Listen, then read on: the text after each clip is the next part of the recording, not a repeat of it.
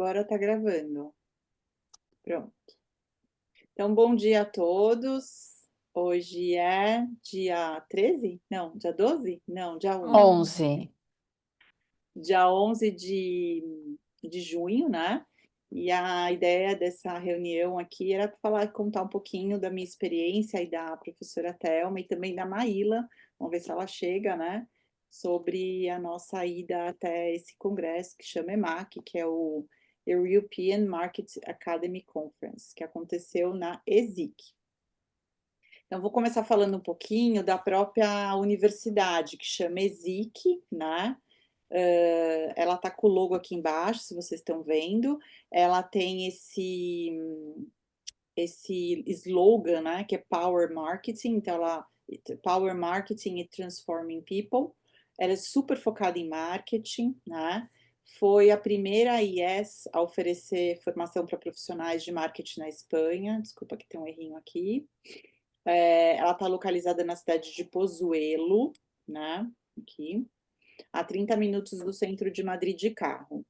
Vocês estão vendo aqui, né, que tem os 60 anos, porque eles estavam comemorando os 50 anos do EMAC, acho que eu estava dormindo esse dia aqui, não. 60 da ESIC e 50 da EMAC. E a história da ESIC é muito parecida com a história da SPM. Então, a gente chega lá e sente que a gente está numa SPM em Madrid, né? Eu vou mostrar o filminho para vocês verem. E aí, falando um pouco desse evento da EMAC, anualmente, a gente sempre, né, para quem já foi, sabe que é um evento grande, mas reúne principalmente os pesquisadores que estão na Europa, porque, em geral, essas conferências são na Europa, então facilita essa comutação deles, né? Então, nessa edição tinham mais de 1.000 apresentadores, 400 participantes de 52 países. Então, é muita gente. Eu olhando assim, né? A gente olhando para as pessoas que estavam participando, a gente viu que tinha muito asiático.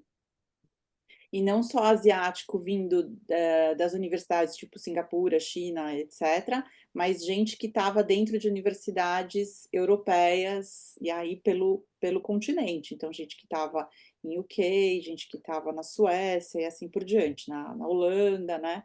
Então, assim, bastante oriental, trabalhando ou estudando, ou fazendo pós-doutorado ou doutorado nessas universidades.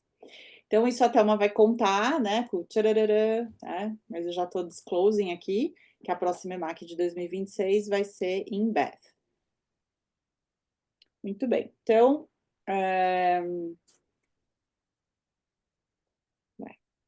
não tá saindo. Tá, então, aí para vocês verem, né, que a gente tava com uma turma bacana, dessa vez com um número menor de pessoas, né, da SPM, mas representando tava eu, Thelma, e aqui a Maíla, para quem não conhece, ela é egressa desse ano, né, defendeu esse ano? Ai, tô meio perdida, acho que foi ano passado, o mestrado profissional, tá? E aqui, não sei se todo mundo reconhece essas pessoas, bastante gente da GV, né? Então, o Caê aqui, não sei se vocês estão vendo, esse professor que inclusive vai dar para a gente É o Limonge. o Limonge, vai dar um mini curso para gente. É o Esse Brei ali do lado do Limonge? é o Brei. É o Brei. Nossa, como ele tá diferente. É, Daí é o... é, todos os desenhos. Pronto. Aí aqui esqueço, gente, eu sou muito ruim de nome, né? Me ajudem aqui. Delane Botelho. Delane, aqui o Caê, o Matheus, né? Eu. Essas meninas que são. Essa é doutoranda, essa já é doutora. Oi, E eu não sei Roberta. se. E ele, como chama ele, Té? Zambaldi, É Felipe o Felipe Zambaldi. Baldi. Zambaldi. É o Ele é o Felipe. coordenador agora, né? Aham, Uhum. sim. Coordenador do PPGA. Então tinha essa turma lá. Acho que As é meninas eram da E o bacana. Mol. GV. Tem Tinha o mais Marcelo Mol gente. ali na frente do Brei, Marcelo que Mol. Esse Marcelo ele é da Mol. Federal do Espírito Santo. E tinha o E pessoal da FEA, que era a Cavita, o Andrés e o Guilherme, né? Que estavam lá também.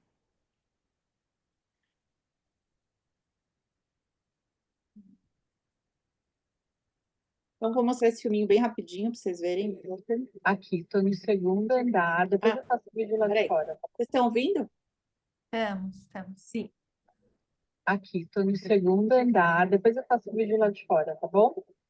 E já tá meio que preparado para fazer a recepção aqui no segundo. Todo mundo com seu cachazinho. Vou mostrar aqui um lugar muito gostoso para ficar trabalhando, ó. Bacana. Tá uma casa sentadinha. Aqui um jardim. É super moderna, bem bonita mesmo. Achei bem legal. Queria mostrar para vocês uma sala de aula bem bonita. Peraí, vamos comigo. Vou mostrar para vocês. Tem bastante dessas máquinas aqui. Olha que gostoso, funcionando o sofazinho. A gente está estudando para Roberta, a começar o gente está evento. vendo um O vídeo, você evento não está de vendo? Ah, tá. abertura.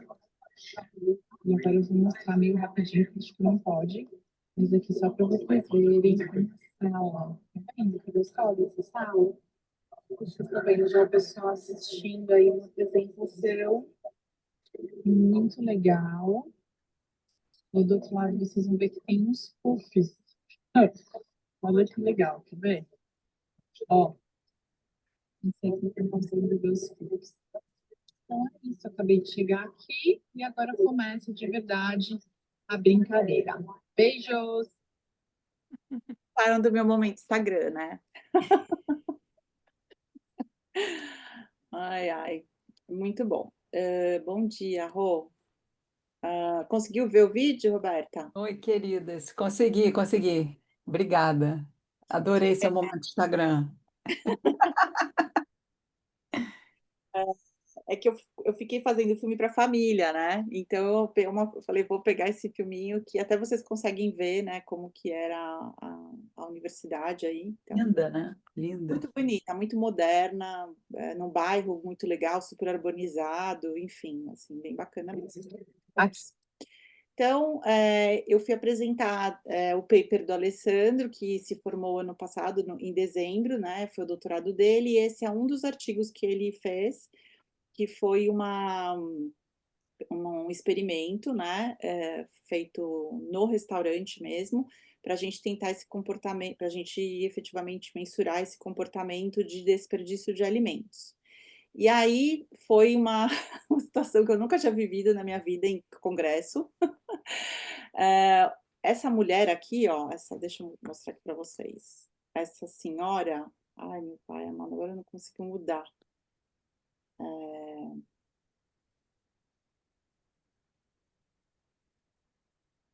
Essa senhora de cabelo aqui, eu não sei se vocês estão vendo ela de costas de preto.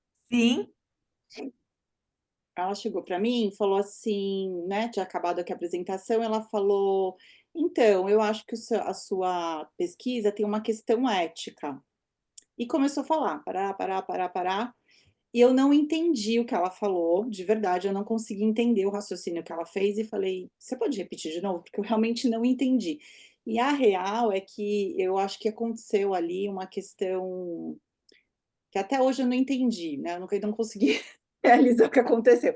Porque essa senhora estava e outras estavam na mesma sessão que eu vou mostrar para vocês, que era uma sessão só para discutir trabalhos de ponta de desperdício de alimentos, e que fizeram mensuração de comportamento de desperdício bem parecido com o que eu fiz. Só que ela falou que o que a gente tinha feito era antiético. Ué, explica o que você fez, Lu. E aí. Então, primeiro eu queria entender, porque ela disse o seguinte: ela, olha, quando você vai medir o que está no prato dele, você está estimulando um comportamento dele isso não, primeiro ela falou, isso não é desperdício, não posso dizer que isso é desperdício, porque você já está supondo que você não está dando para ele a liberdade de que ele pode desperdiçar. Ele pode desperdiçar. Quer dizer, é uma questão paradigmática, né? E aí é difícil de você. E aí eu falei, não, deixa eu explicar. Primeiro eu fui explicando para ela as condições em que foram realizadas a pesquisa. Então, ó, a gente só foi falar que o prato foi mensurado no final, né? Quer dizer, ele comia livremente, ele estava num restaurante, na situação lá com os amigos, etc. e a gente só fazia a mensuração depois que ele aprovasse, mas ele não sabia que a gente ia mensurar, a gente só avisava depois que ele concluía a pesquisa. Então, a gente não, na verdade, ele não tinha nenhum tipo de eventual viés, por saber que a gente ia mensurar isso, né. E na cabeça, no diálogo dela, na questão dela, eu estava, no fato de fazer essa mensuração, eu já estava errando eticamente, eu não deveria medir e considerar isso como um desperdício. Bom, gente, foi uma saia justa, até uma estava lá comigo, né, então, depois teve uma outra professora que falou: quando você faz isso, que você dá para ele você está estudando esse desperdício. Ah, não, lembrei. A gente colocou uma mensagem, né? A gente fez um experimento de uma semana com uma mensagem que falava sobre o desperdício, né? Eu coloco isso na apresentação. E uma semana sem, onde a gente comparava o efeito da presença da mensagem, como se fosse um nudge, né? Uhum. Sobre esse comportamento real de desperdício ou não, né?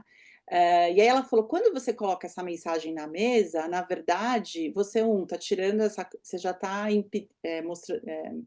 levando ele a comer mais. Então a sua pesquisa também tem uma questão ética, porque ela pode levar a pessoa a comer mais. Então é um quebra-cabeça, né, eu também fiquei, tipo, igual o Júlio tá fazendo essa cara, porque no Brasil, pra gente, tem uma questão moral muito forte de você deixar o alimento no prato, Tá. né. E Ô, Lu, aí o que que a sua mensagem dizia exatamente? como assim? A Minha mensagem na mesa, só para que eu. era essas mensagens, assim, um terço um terço do que é produzido e consumido é jogado fora, né. E a gente fazia um comentário sobre a varanda, que é esse restaurante, eh, evita esse tipo de, eu não me lembro, mas eu pego para vocês depois, né. Mas Mas era uma mensagem tipo de conscientização, né, esse era o seu estímulo, então. interno, exatamente, né. Então Para a gente não, era um papelzinho em cima da mesa, né, como se fosse aqueles isso, negócios falando para a pessoa, da quantidade de alimentos que são jogadas fora e tal, desperdiçados, mas genérico, não no prato dele, nem nada assim. exatamente. O que a É gente tipo achou é que existia um nó cultural, porque para a gente deixar comida no prato é desperdício e Tá. é uma coisa assim, muito assim, mas para ela não, para ela medir o que sobrou no prato de alguém era uma invasão da privacidade dessa pessoa. Mas porque ela enxergava como que se a pessoa tem o direito de desperdiçar o que ela quer no prato dela. A gente não é, conseguia entender, mas a gente parecia que o nó era cultural. Ela enxergava alimentar-se, comer o prato de um jeito e a gente enxergava de outro. Então, o que ela falava não fazia muito sentido. Demorou também para a conseguir gente entender o que ela entende, estava perguntando, porque parecia uma pergunta muito nada a ver, assim. nada a ver. A Mas Karen aí está com a mão levantada, gente. fala, Karen. Ô Lu, mas em algum momento vocês avisavam, mesmo que a posteriori, vocês avisaram que foi medido o que ele deixou no prato ou não? Foi, porque era o Tá, processo era assim, tanto é que eu explico isso, na verdade a gente, era imagina que era o almoço de todos os dias, então primeiro que o prato, que essa era uma pergunta que eles me fizeram, mas espera aí, que prato era esse? Era um prato executivo padrão, então o cara que está indo todos os dias, ele está acostumado com aquela refeição, tá certo? Então, não era um self-service, né, que você uhum, uhum. coloca tudo no seu prato. Então era um prato padrão, só que a gente não avisava, ele chegava lá e, vamos supor, tinha 10 mesas. A gente não abordava as 10 mesas, a gente abordava aquela mesa que a gente achava que ia ter que as pessoas poderiam ser mais, Receptivas. receptivas. Então, mesas muito grandes, a gente já não fazia. Isso foi uma coisa que o avaliador perguntou. Ah, se tem muita gente na mesa, talvez esse comportamento tenha sido, de alguma forma, ter algum impacto exterior. Mas a gente ia, assim, nem mesas de 2, porque ali era muito íntimo, e nem mesas muito grandes. A gente pegava uns 4 ou 3, e aí depois, só no final, que a pessoa já tinha comido, bebido, conversado, quando ele estava retirando da mesa, é que a gente falava: "Olha, nós estamos fazendo aqui uma pesquisa, né, e a gente queria saber se vocês têm interesse em participar". Se ela falasse assim: "Tá bom, eu quero desperdício", né, a gente explicava, tá, eu quero participar. Então, a pessoa que estava ali recolhendo o prato, a gente jogava um número nesse pratinho, né? E pedia para ela responder um QR Code. Então, fazia a conexão do peso daquele prato com o questionário, entendeu? Deu um puta de um trabalho, a gente Eu precisou ter imagino. três Uma engenhosidade na coleta, perfeito. eu fui explicando para ela, porque eu entendo, realmente pode haver um viés, né? Quer dizer, se você Não, fala. mas viés sempre pode ter, mas a questão é que vocês tentaram Não, controlar. aí o que é interessante dessa história toda, são 2 aprendizados, né. Então o primeiro é porque me fez pensar que realmente, é o mundo é o jeito como a gente vê o mundo, né. Então a gente vê o mundo de um jeito, escreve sobre essa perspectiva, e que chega um outro ser humano que vive numa outra sociedade, olha e fala assim: "Gente, eu não acho que isso é desperdício". Né, ele vai lá e truca a sua argumentação. Então eu achei ótimo, porque significa que eu preciso melhor argumentar o que eu estou chamando de desperdício. Então achei que foi um E, baita de um aprendizado. e entrar a história de que existe um valor cultural no Brasil em torno disso. Sim, eu Isso falei precisa ser explicado. cara, a gente precisa trazer da literatura essas premissas, são premissas, né, culturais. Sim. Aqui agora o que é interessante, porque na Europa os caras passaram guerra, mas talvez já na geração dela isso não é relevante. Hoje é muito mais sobre health or E aí o so. segundo ponto dela é que você, falando disso, você estava incentivando, quando você botava o estímulo, você estava incentivando as pessoas a super comer. E aí isso seria um problema ético que poderia causar um dano para a pessoa. E aí eu falei: "Não, porque eu não tô", na verdade o cara não pegava uma mega porção, ele pegava um prato que ele come É o, ali, o prato padrão, sim. faz Mas o a prato. pessoa poderia super comer e estimular, em vez de deixar no prato, ele É. poderia super E comer aí, no estimulado. fundo, o que que acontece? Quando você pega esse valor de sobra, ele é muito pequeno, entende? Porque as pessoas já não deixavam mesmo, entende? Mas existe significância entre o grupo que estava com a diferença é significante, entre o grupo que ficou, ou seja, o cara de fato que estava com a mensagem, ele se sentiu mais na obrigação de não deixar, entende? Então, em geral, as pessoas já não deixavam muito, porque você não pegava pratos onde metade da refeição ficava. Não aconteceu isso. Já era uma sobra muito pequena, entendeu? Mas, E de outra repente, essa questão vocês podem discutir lá nas conclusões, que sim, pode gerar um outro efeito, que é a pessoa super coisa comer. Mensagens diminuem o desperdício, mas podem aumentar o volume de comida.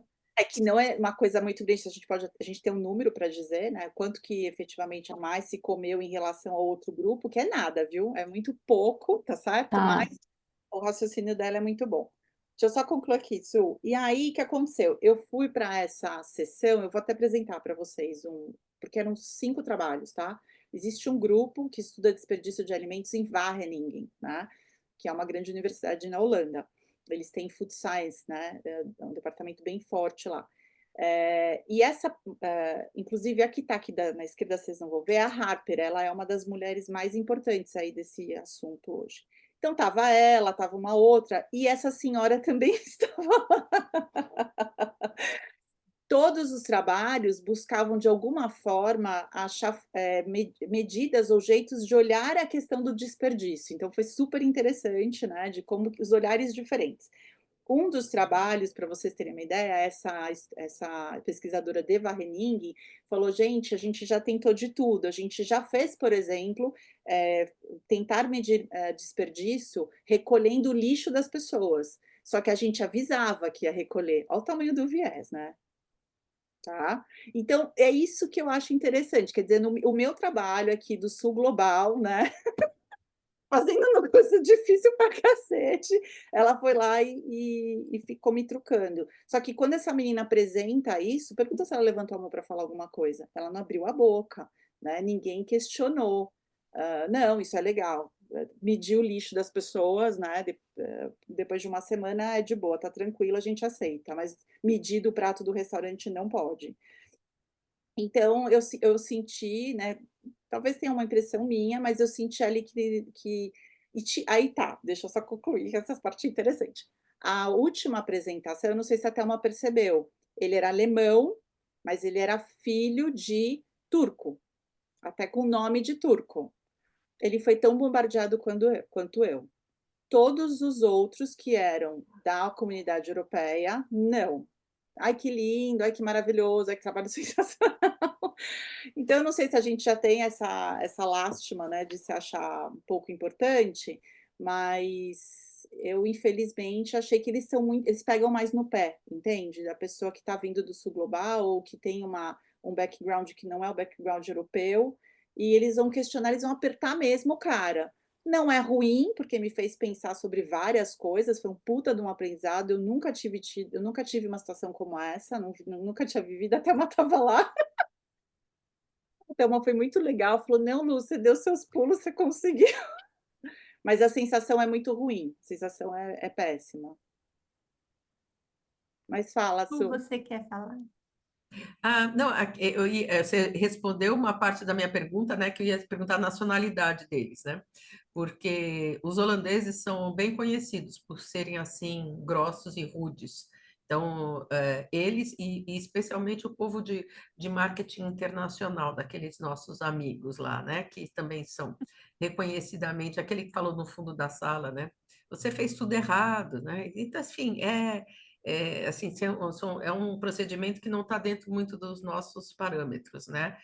E assim, daí só uma sugestão para assim, para você escrever no artigo, né? Colocar isso nas limitações, né? E sabe, acrescentar essa discussão ali nas limitações, porque eu não vejo isso como pouco ético. Aqui a gente tem a instituição do comida por quilo, que eles não têm lá. Então, a gente já está habituado, acho que você pode colocar, a gente já está habituado a que pesem os pratos e que isso entre no nosso sistema. Então, isso não é considerado agressivo. E quando você, assim, pelas normas do Comitê de Ética, assim, de uma forma geral, quando você faz experimento, eu acho que é sempre bom passar pelo Comitê de Ética. Nós passamos. É só. Isso, eu falei Hã? isso. Essa pesquisa passou no comitê de ética, e eu falei Então, isso. essa é a melhor resposta, e pôr bem grandão no coisa, porque é esse povo que vai avaliar o seu artigo depois, Mas vai estava cair para lá, ele. e estava escrito, eu falei, isso aqui passou pelo comitê de ética, né? E aí eles podem atacar, mas assim, vai dizer, porque eles vão daí fazer isso de novo quando você mandar o paper, né? Dizer que é do governo, quando o comitê de ética não é da instituição, é aprovado pelo governo e segue as normas do governo. Você escreveu isso? Não, Qualifica o comitê de ética. não, mas vou colocar. Agora, Su, o que é interessante é que os comentários dos avaliadores, foram 2 avaliadores que fizeram o parecer do artigo, excelentes as avaliações, muito legal. Então, assim, só que nada do que eles questionaram foi o que elas levantaram, nada.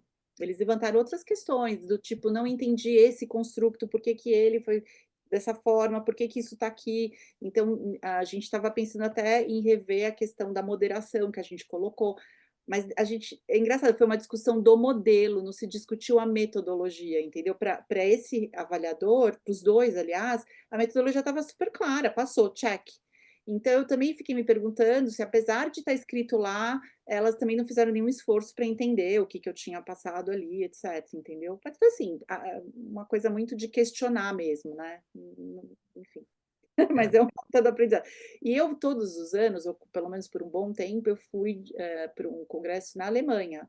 Então, estou acostumado com o alemão, com o holandês, com esse pessoal, apresentando trabalhos de alimentação, de comportamento consumidor, como eu fiz lá na ENAC. E as pessoas, elas levantam dúvidas, mas elas não te acusam como ela fez, entendeu? Então, isso que eu achei muito forte, de falar assim, de cara, não, você não, a sua pesquisa não tem uma questão ética. Aquilo eu achei muito, muito forte, assim, entendeu? Né? Você pode levantar ou fazer uma sugestão, alguma coisa assim. Fala, Rô. Eu acho que também com o tempo a gente aprende a conhecer os malas, assim, né? Porque tem umas pessoas na nossa área, né? Todas as áreas têm umas pessoas meio mala, tipo tem aquela menina de Brand, Cleópatra, né? Que ela é muito crítica. Em CCT, né? A Karen recebeu uma avaliação, o nosso artigo, inclusive, meu e dela. Cara, a avaliação foi de uma grosseria. A gente terminou assim, falou assim, já sabemos até de quem foi. Assim, temos alguns nomes, né? Eu Então, reclamei, viu, Rô? Eu reclamando. reclamei. Eu acho que às vezes é um pouco, sei lá, tem umas pessoas que são meio assim, né? Mal amado. Entendeu? Não é que às vezes não é todo mundo, né? Também eu acho que tem essa característica, né? É. Mas isso eu queria compartilhar com vocês, mas vamos para É, frente. mas é bom a gente até ter essa resposta na língua do relativismo cultural, né? A gente tem que lembrar disso, né, cara? Se lembrar para eles, né? E muito do que se fala mas com respeito, né? De dizer, ó, até nessa que eu falei para vocês, tinha uma discussão sobre parentalidade responsável na questão da comida para os filhos. Assim, isso tudo sensacional, eu me vi ali como mãe, né? Então, assim, o modelo das meninas é o quanto eu self, né, parenting, como que eu acho que eu sou uma boa mãe, um bom pai, em função do que eu dou ou não dou para os meus filhos. Achei sensacional essa pesquisa. Mas aí tinha uma italiana que falou assim: a minha mãe não tinha filtro, minha mãe uma italiana, ela dava tudo, a gente podia comer tudo. Então, em todas as sessões você via que tinha essa consideração cultural do contexto, né? E que, enfim, passou batido aí, né? Sei lá. Mas vamos adiante. Então, daí a Maíla fez a apresentação do trabalho dela, foi super bem. E não teve, assim, interessante porque eu falei para ela, você falou tão bem que realmente não surgiu nenhuma pergunta. De fato, no final até veio uma menina elogiar, que essa mocinha que está aqui, ó, muito bonitinha, veio falar, nossa, eu vi um paper da Jacova, e a gente falou, não, a gente cita ela, e ela mencionou, já saiu, etc. Sim, num espírito de compartilhar, e que é o que a gente mais vê, né, nos congressos. O que eu mais tenho visto é muito isso. A pessoa te procura e fala, olha, eu vi tal coisa, olha, acho que seria bacana você fazer isso, tal. Então foi mais light, mais feliz, e fiquei feliz porque, afinal de contas, era ela que estava lá, né? A gente sempre fica com um pouco de medo, mas se saiu super bem.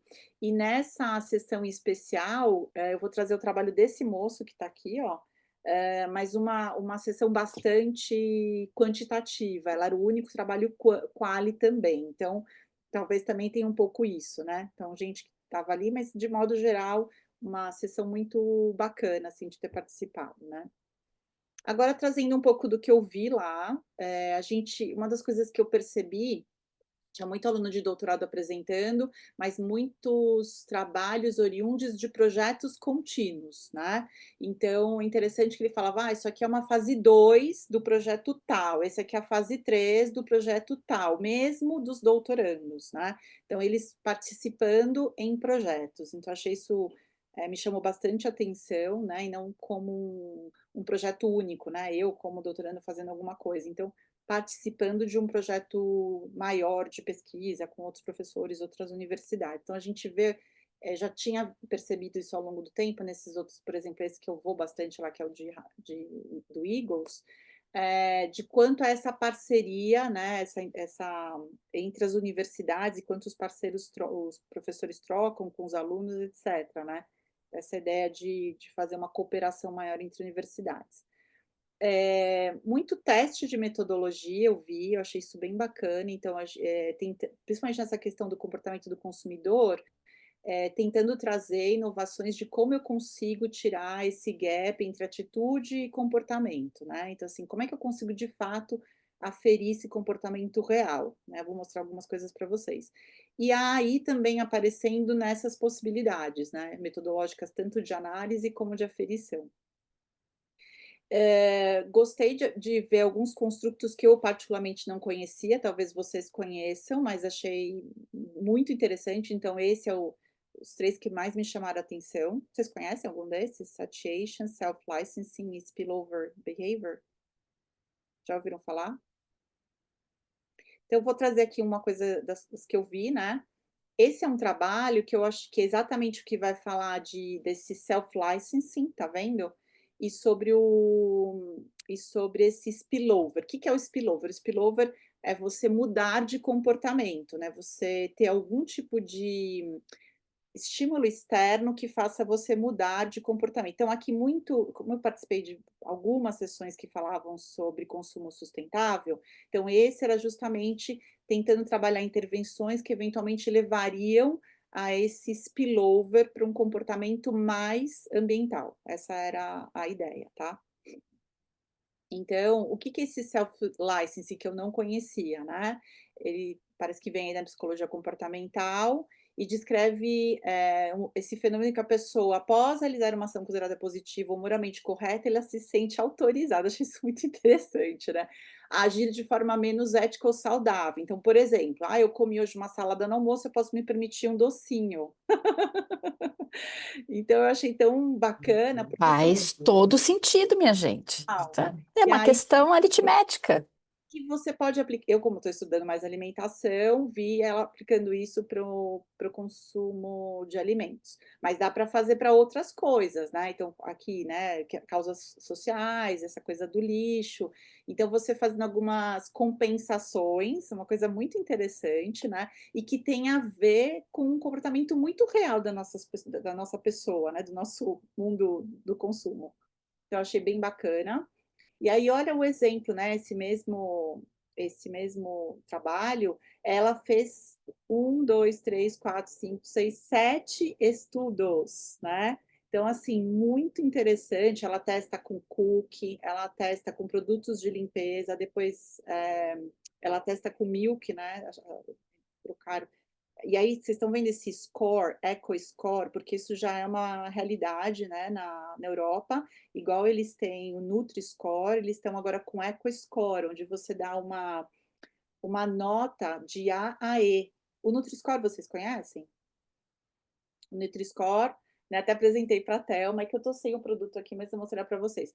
Ele vai de A a E, sendo o A mais verdinho e o E mais vermelhinho. Então, é como se fosse uma sinalização, como se fosse um farolzinho, né? E que ele vai dar essa notinha para o produto, né? E agora eles estão fazendo a mesma coisa para a questão ambiental. Tem 1000 discussões sobre tanto o Nutri-Score quanto o Eco-Score, né? Mas já entrou meio que no processo de escolha do consumidor, ele já usa isso como um parâmetro de escolha, né?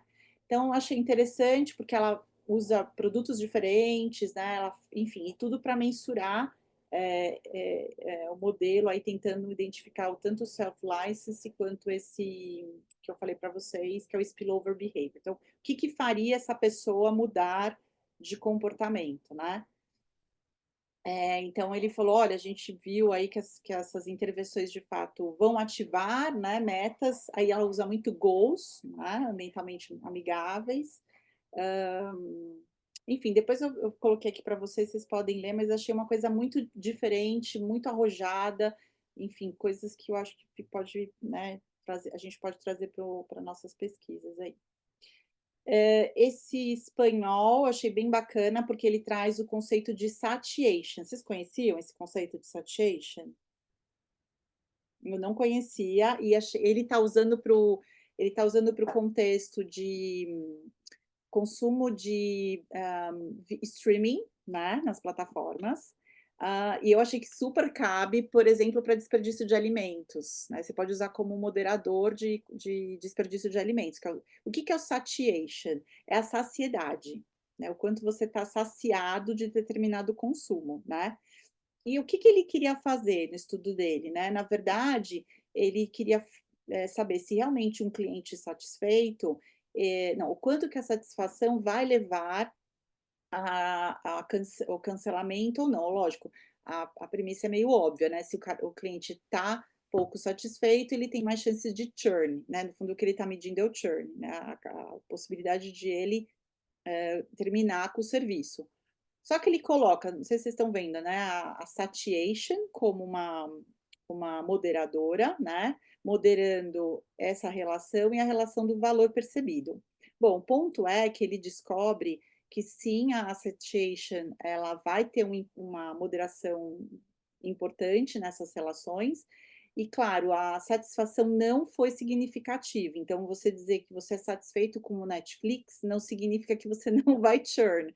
Então, no fundo, o que ele vai dizer é que tem muito a ver com essa ação dos competidores, né? Que é o que a gente acontece no mundo real, né? Você tem Netflix, você vai meio que trocando conforme você vai andando pelas plataformas e vendo que tem outras ofertas de outras coisas. Mas achei, assim, muito bacana de como eles estão tentando mensurar um problema muito real que a gente vê hoje, né, desse cliente que não é nada fiel.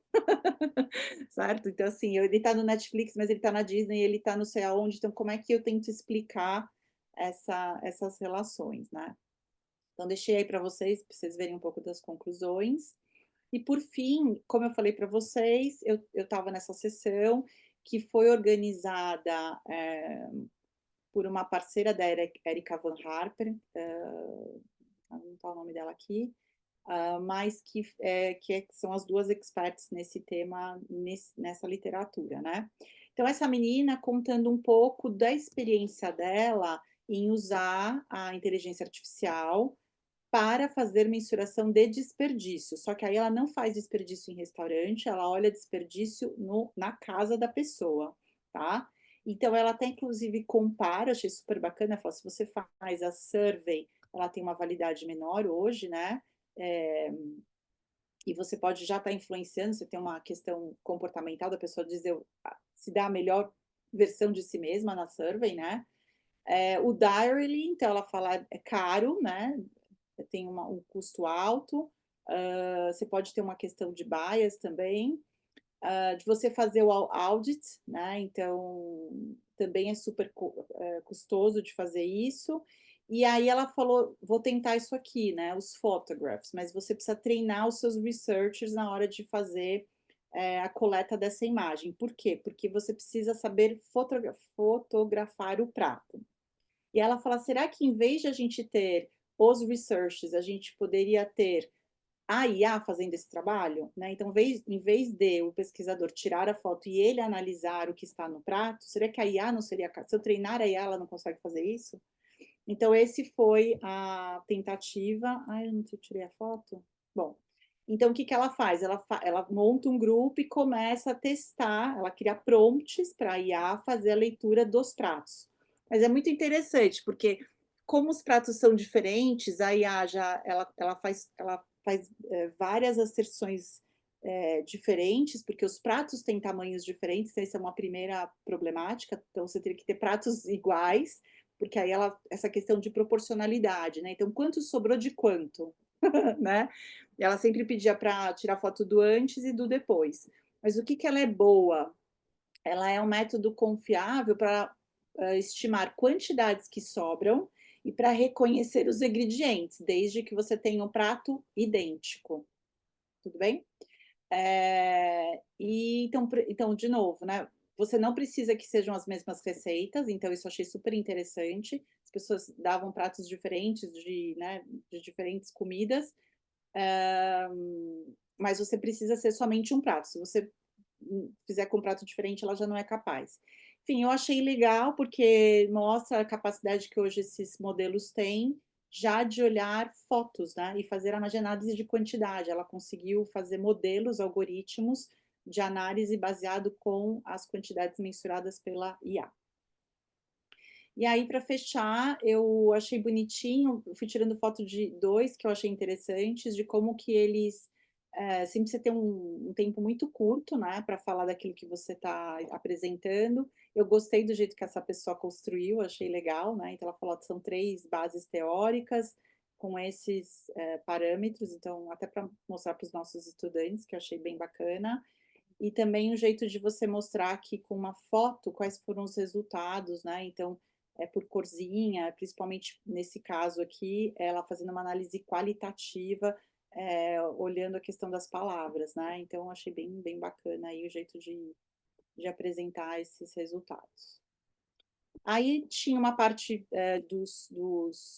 tem várias fotos desses, eu achei, das sessões que eu fui, achei os temas dos pôsteres muito mais interessantes, né? No sentido de novidade, de coisas diferentes que eles estavam se propondo a fazer. Então, esse aqui, por exemplo, o impacto of climate labeling. Olha que interessante, né? Então, eu nem conhecia isso, mas não sei se vocês estão vendo aqui, ó, CO2, impacto de pegada de carbono. Vocês estão conseguindo enxergar aqui? Essa coisinha aqui, né? Então, o impacto disso na escolha do consumidor. Então, um negócio super para frente, eu nunca tinha visto isso, achei muito legal. Aqui eles fazendo uma ideia de um trabalho tanto quali quanto quanti, para você entender, isso é uma coisa que eu tenho visto bastante, de como que o marketing está sendo usado para promover produtos saudáveis, né? Então, o que seriam práticas mais efetivas, né, de marketing. E aqui o último, que é sobre comportamento de desperdício, e olha que interessante, pessoal, eles medindo a questão da religião, quanto a religião pode impactar nas práticas de desperdício dentro das casas. No caso, eles compararam religiões abrâmicas, que eles estão falando, e religiões dármicas. E na religião dármica, o que eles veem é que a comida ela é sagrada, né? Então tem uma relação com a comida muito espiritual, né? Que já não acontece com a brâmica. Então é isso. Eu falei bastante, agora eu passo a palavra para a Thelma.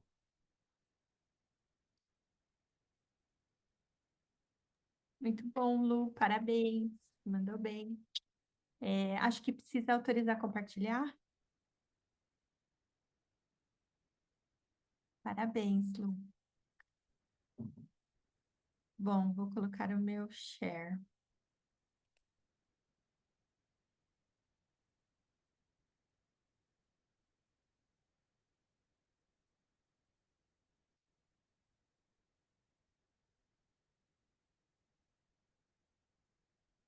Vocês estão vendo direitinho?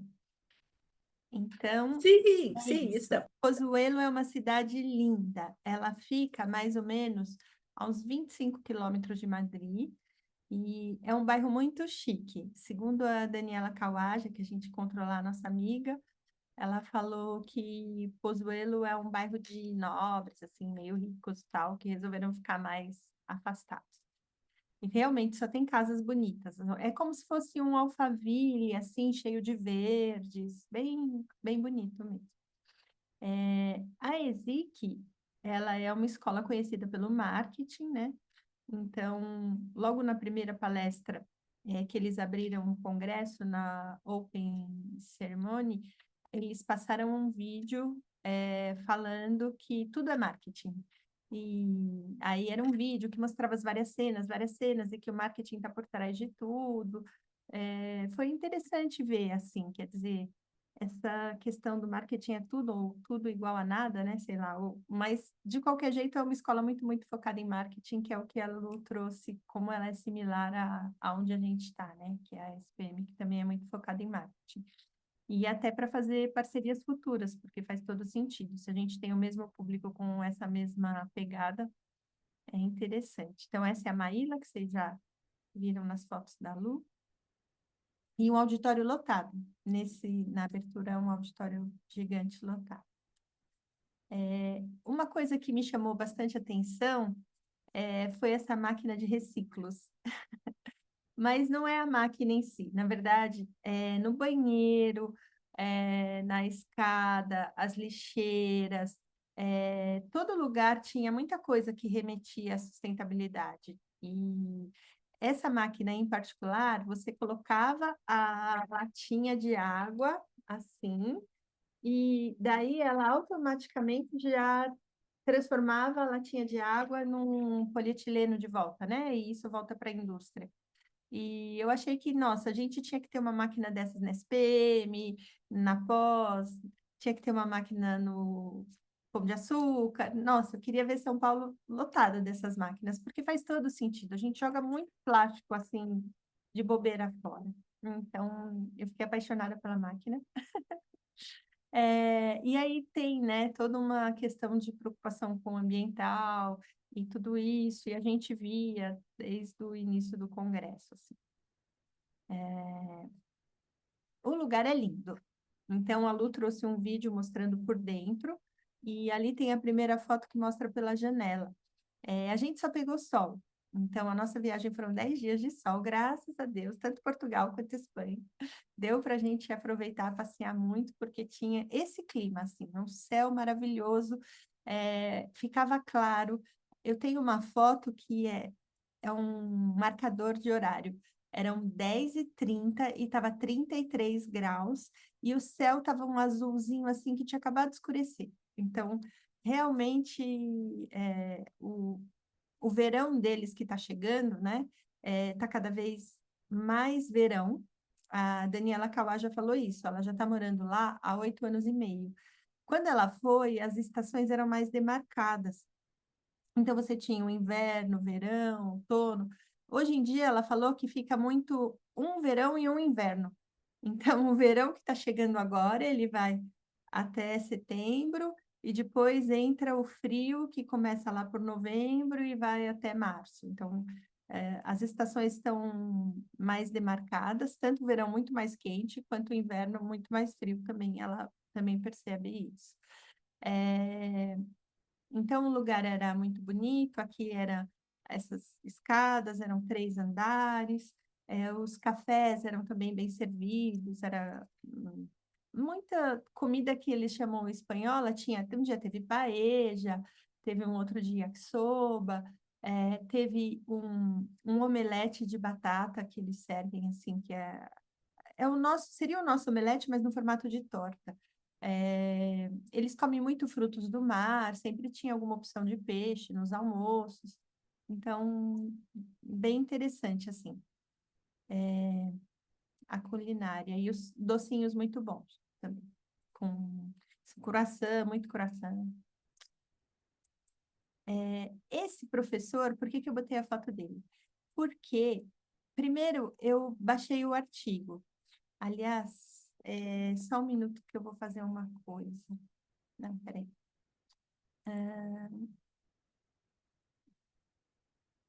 Eu vou dar um stop share e volto. Eu vou colocar no chat para vocês esse artigo.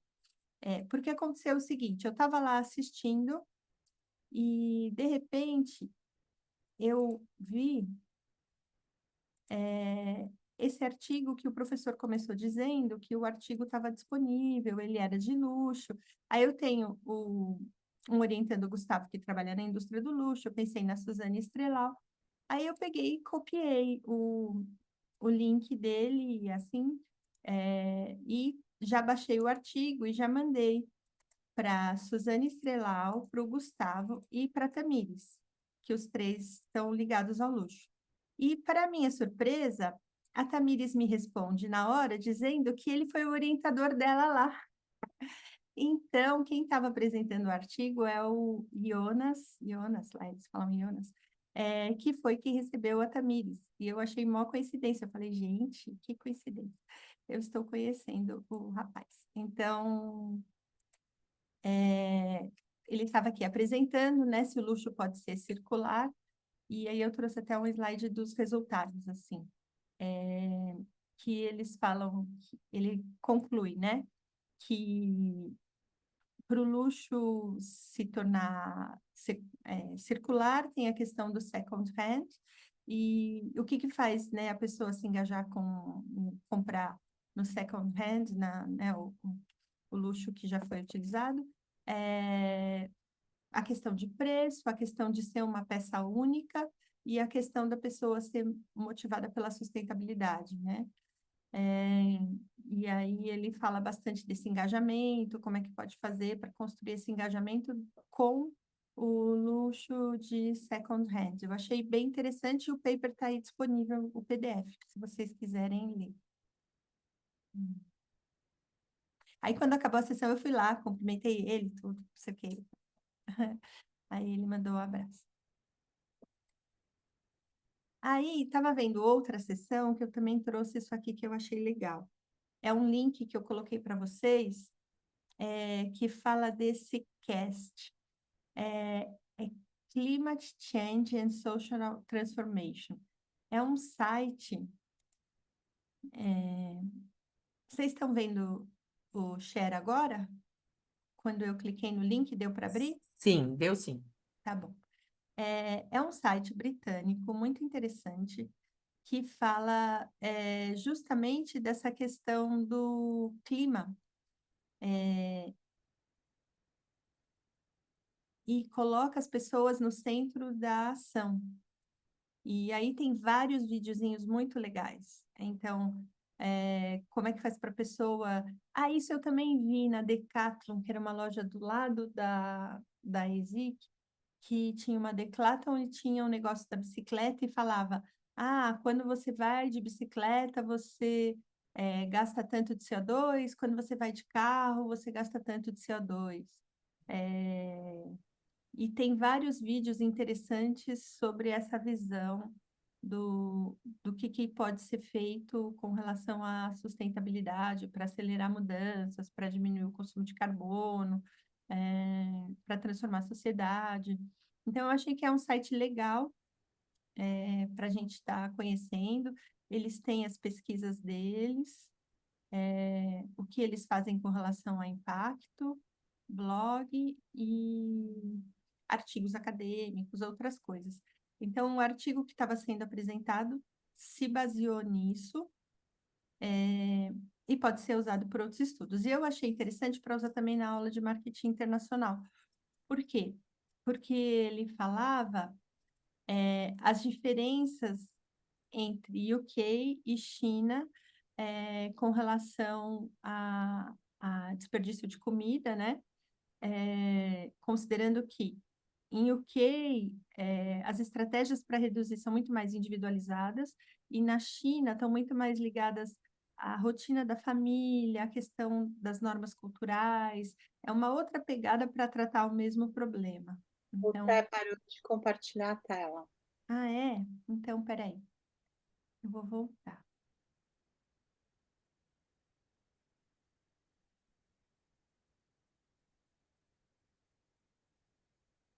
Vocês não estavam vendo, eu voltei para o slide, vocês não viram, né?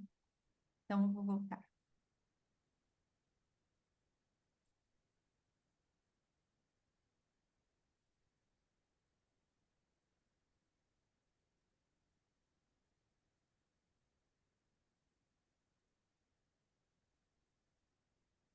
Aqui, tá vendo esse slide que vocês estão vendo agora? Oi? Sim. Agora sim. Tá bom. Então, esse aqui que eu achei interessante para marketing internacional, especificamente esse slide que foi apresentado, porque justamente mostra que o desperdício de alimentos em UK está muito mais ligada às estratégias individuais para fazer com que as pessoas reduzam, então as preocupações são muito mais da pessoa, e na China estão muito mais ligadas à rotina da família como um todo e às questões das normas culturais. Então, eu achei um resultado interessante. E aí, nessa mesma apresentação, eles traziam que o desperdício de alimentos estava ligado a materiais que são consumidos, ou as competências que estão sendo usadas para diminuir isso, e o significado que a comida tem. E até aqui, as diferenças de percepções do significado, né? Tá vendo? Meaning aqui embaixo. Em uma cultura, está mais ligado à pessoa decidir, hoje eu vou comer menos, vou comer mais, tal, uma reflexão muito pessoal. Na outra, está falando como a pessoa pretende cozinhar para ela mesma, ou vai comprar comida pronta, o que ela vai fazer. E na última, tem uma questão da família, que fala assim, que na família sempre a avó dizia, ou o avô dizia, sei lá, que não podia desperdiçar a comida. Então, a pessoa se sente culpada quando ela deixa uma comida no prato ou quando sobra. Eu acho que a gente tem uma religião católica muito forte, pelo menos, né, na minha família eu vejo isso. E eu cresci com a minha mãe dizendo também, não pode deixar sobrar comida no prato. E a Nutri fala, que lixo você quer jogar? Então, a mãe falava, não deixa, e a Nutri fala, joga fora. Então, é um treco assim, meio... Existe mesmo, né, essa questão cultural por trás do desperdício da comida, assim. Que a Lu acabou de mostrar nos vários papers que ela trouxe sobre isso. Sustentabilidade apareceu em muitos, muitos trabalhos que a gente ficava assistindo. Aqui é a mesma foto, então não vou assistir. Essa sessão específica que eu assisti aqui com o CAE é porque o orientador do Francisco Aranha, né, do Felipe, o orientador do Felipe, ele estava lá apresentando uma pesquisa que eles estão fazendo ligada à CRM, e daí a gente estava assistindo com eles.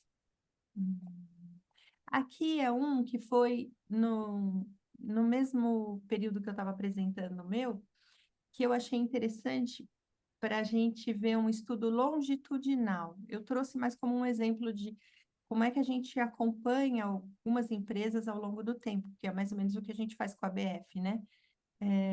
E aí eles estavam tratando da exportação de produtos farmacêuticos indianos, uma análise de dados secundários em 3 décadas, comparando 79 empresas indianas farmacêuticas.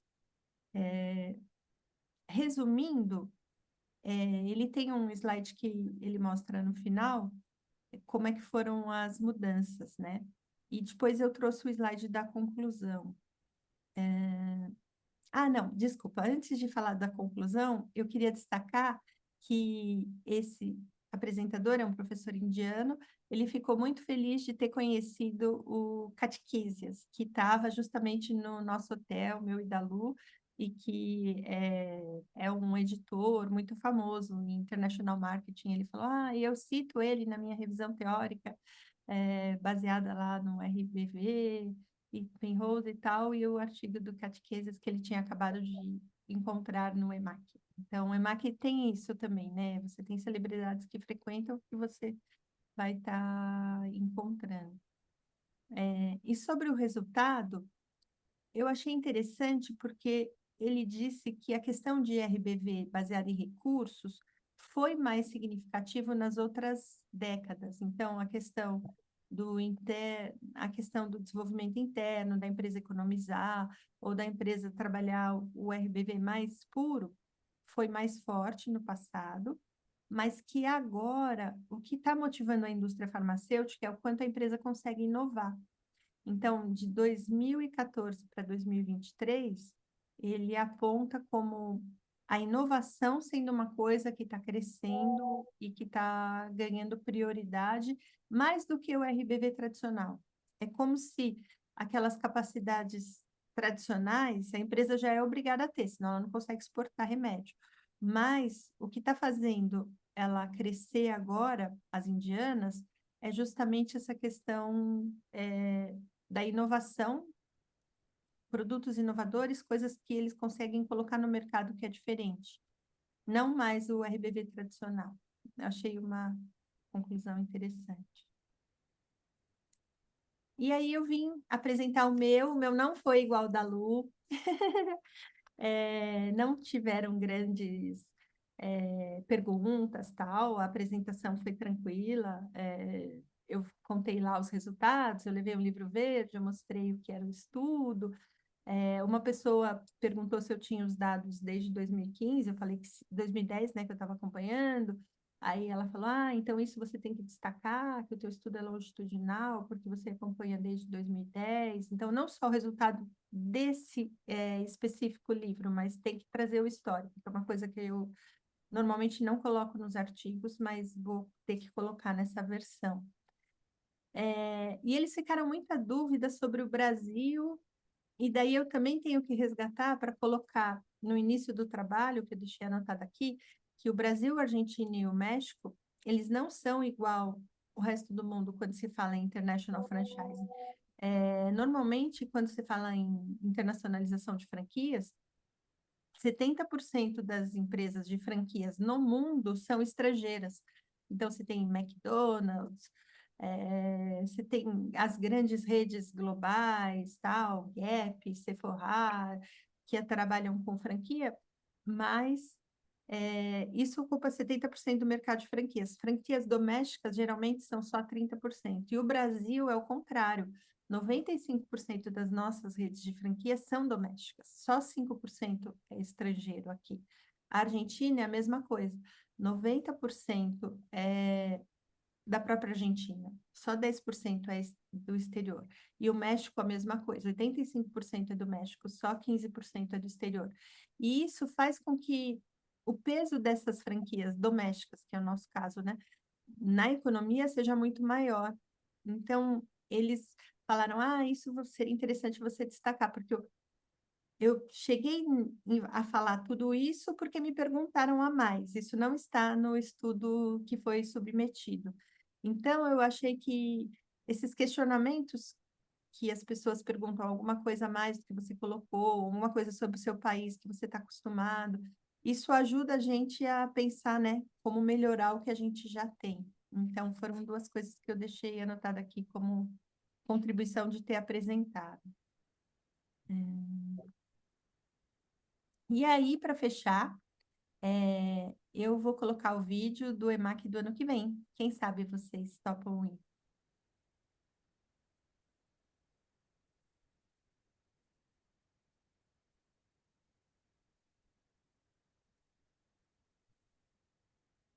Hosted by the University of Bath School of Management.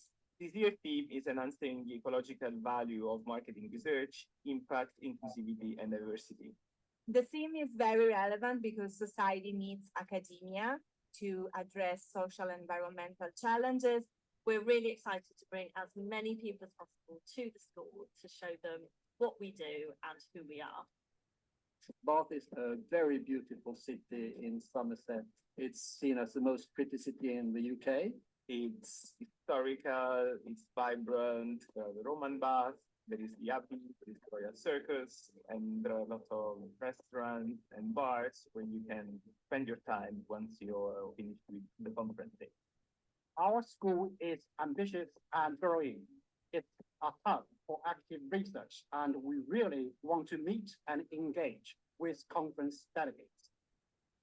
At Bath Retail Lab, we're very focused on international collaboration. It's very important for us to network and work with different universities across Europe and across the world. The conference will mainly take place in our brand new school of management building. This was purpose-built with conferencing and networking in mind. We are in a very modern building, but this is surrounded by nature, and I found the environment super inspiring. But it's also easily accessible. It's close to Bristol and London airports. You can come from mainland Europe with Eurostar and then take the train from London. There are plenty of hotel accommodations to choose from in Bath. We've got budget ranging right through to the boutique and luxury accommodation as well. We are really looking forward to hosting EMAC to show our vibrant community and the beauty of Bath to all our colleagues and friends from around the world.